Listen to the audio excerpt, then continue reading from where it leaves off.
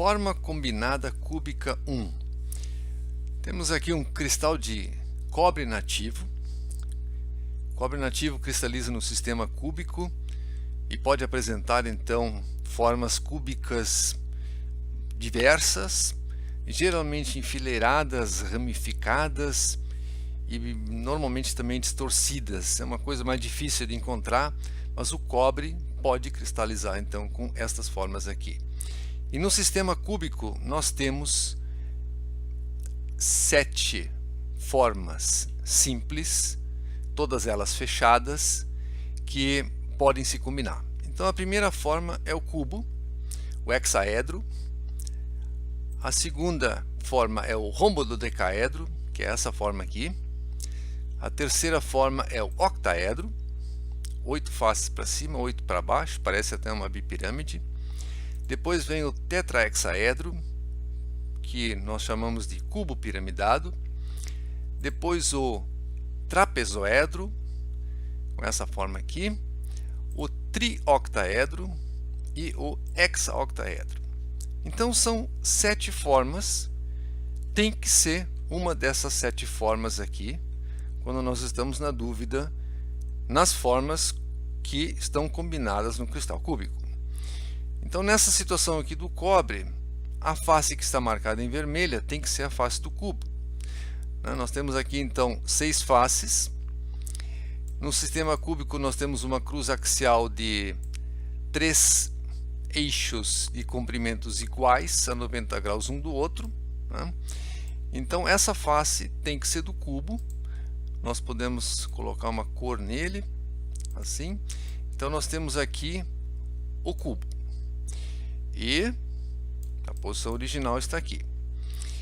Agora, para descobrir qual é a forma que dá origem a essas faces retangulares, vamos colocar uma cor nessas faces retangulares, nós podemos comparar de novo as 7 formas que temos com a posição e a quantidade destas faces azuis, não com a forma, mas com sua posição relativa aos 3 eixos e a sua quantidade. Então, por exemplo, cubo não é, porque nós temos aqui 4 faces para cima, 4 faces para baixo e 4 faces no meio. Então 3 vezes 4, 12 faces. Então cubo não pode ser. Rombododecaedro, por outro lado, fecha todas. Aqui nós temos 4 faces para cima, 4 faces para baixo e 4 faces na horizontal. Octaedro não pode ser. Aqui nós só temos 8 faces. Aqui nós temos muito mais faces no cubo piramidado. Aqui também temos muito mais faces. Aqui temos 24. Aqui também temos 24 e aqui temos 6 vezes 8, 48. Então nós temos que optar por essa forma rombododecaedro para explicar essas faces retangulares em azul. Bom, e sobraram as faces em branco. Bom, as faces em branco, não tem muita dúvida, nós temos um octaedro. Então temos 3 formas simples combinadas neste cristal, nessa forma combinada de cobre. O cubo em verde, o rombododecaedro em azul e o octaedro em branco. Olhando isso de cima, fica assim. Colocando o estereograma, nós temos essa situação. Aqui no sistema cúbico temos grande quantidade de simetria. A simetria é bem complicada, isso fica para outra oportunidade. Mas nós temos então essa configuração aqui de faces. As faces do cubo são relativamente fáceis de reconhecer. Essa face verde é esse pontinho preto aqui. A gente na sala de aula faz uma cruzinha. E a face de baixo vai ser essa bolinha. Então cruzinha e bolinha, face de cima, face de baixo. Depois essas faces aqui no eixo X, no Y, vão ser 1, e 2, e 3, e 4. E aí nós temos o cubo.